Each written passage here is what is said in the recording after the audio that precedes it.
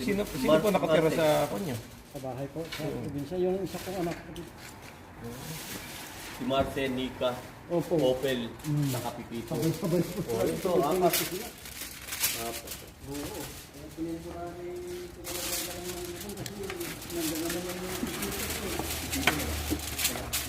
Suot mo muna ito para kukunan kita ng picture. Para meron tayong ano. Ayan. Para ka talaga si Viking. Viking in action.